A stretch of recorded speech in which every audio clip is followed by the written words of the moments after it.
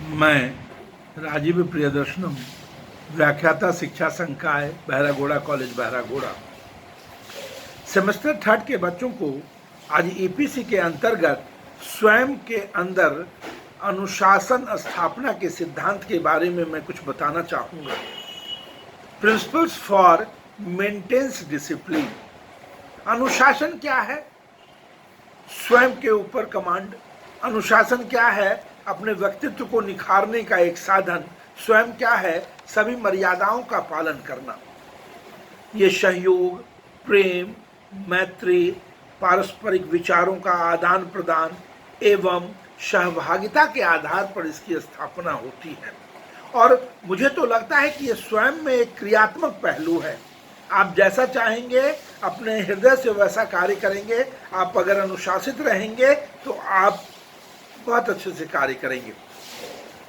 अनुशासन स्थापना के सिद्धांतों में जो प्रमुख बातें हैं उनमें सबसे पहले है स्वशासन, दूसरा महाविद्यालय के नियम एवं परंपराएं, तीसरा पारस्परिक सहयोग, चौथा उपयुक्त पाठ्यक्रम क्रम सहगामी, पांचवी बातें जो है उसमें बाह्य प्रभावों पर नियंत्रण और छठी बात जो है वो है नैतिक शिक्षा की व्यवस्था।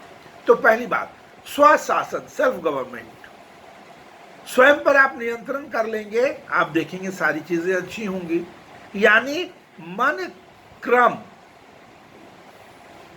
तो मन क्या है? मन चंचल है। साइकोलॉजी के अनुसार मन क्या है? चंचल है, लेकिन मन पर आपको नियंत्रण रखना है। और जो व्यक्ति अपने मन पर नियंत्रण रख लिया वो जग जीत लिया, ऐसा माना जाता है। तो स्वयं में सुधार करने के लिए, व्यक्तित्व को सुधारने के लिए आपको स्वयं पे शासन करना होगा और अच्छे शासन की परंपराओं का निर्वहन करना होगा। दूसरी बातें जो आती है वो है विद्यालय या महाविद्यालय के नियम एवं परंपराएं। जो रूल्स रेगुलेशन होते हैं उनको हमको फॉलो करना होता है। अगर हम नहीं मानेंगे, अनुशासित नहीं रहेंगे तो महाविद्यालय में भय का वातावरण हो जाएगा। पठन पाठन पर दूरगामी प्रभाव पड़ेंगे जिसमें कि पठन पाठन उपयुक्त नहीं हो पाएगा और अनुशासनहीनता ही हमें पीछे ले जाएगी। यानी कहने का तात्पर्य यह है कि हम नियमों का पालन करें और परंपराओं का अगर निर्वहन करेंगे तो अनुशासन स्थापना करने में मदद मिलेगी। तीसरी जो बातें आती हैं वो है पारस्परिक सहयोग, म्यूचुअल अंडरस्टैंडिंग। एक कोऑपरेशन की भावना होती है। मैं, हम, ये जो दो शब्द हैं, मैं मतलब स्वयं, हम यानी सभी लोग मिलजुल कर। तो म्यूचुअल कोऑपरेशन का तात्पर्य होता है कि सभी लोग, देखिए ये कम्युनिटी वर्क होता है।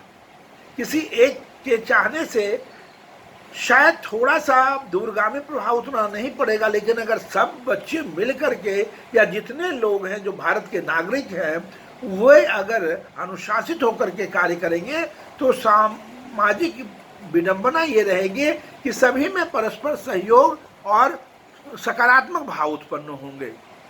चौथी बातें जो हैं उपयुक्त पाठ्यक्रम सहगामी क्रियाओं की व्यवस्था, अर्थात प्रोविजन ऑफ एप्रोप्रिएट को करिकुलर एक्टिविटीज।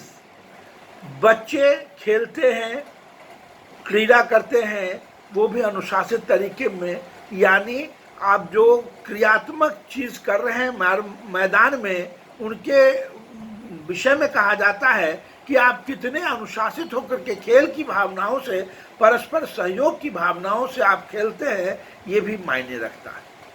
कहने का तात्पर्य क्या है कि आप अपने को करिकुलर एक्टिविटीज में कितने एक्टिव हैं, ये बहुत बड़ी बात होती है। पांचवी बात जो होती है वो है कि बाह्य प्रभावों पर नियंत्रण, यानी कंट्रोल ऑन एक्सटर्नल इन्फ्लुएंस। हम किसी की बातों में बहुत जल्दी आ जाते हैं, इसका मतलब आपको स्वयं पर विश्वास नहीं है। और जिस व्यक्ति को स्वयं पर विश्वास नहीं है वो सुनी सुनाई बातों पर बहुत इधर उधर करने लगेगा और उसमें अनुशासनहीनता की भावना आ जाएगी। तो बाह्य चीजों पर नियंत्रण रखना है, बाह्य प्रभावों पर नियंत्रण रखना है। यानी कुटिलता, बेईमानी वगैरह वगैरह जितनी भी चीजें आती हैं उन सबों से हमें दूर रहने का प्रयास करना चाहिए। और जो अंतिम बातें हैं, नैतिक शिक्षा की व्यवस्था, प्रोविजन फॉर मोरल एडुकेशन। नैतिकता की बात होनी चाहिए, और नैतिकता रहेगी तो देश बढ़ेगा, समाज बढ़ेगा, लोग बढ़ेंगे।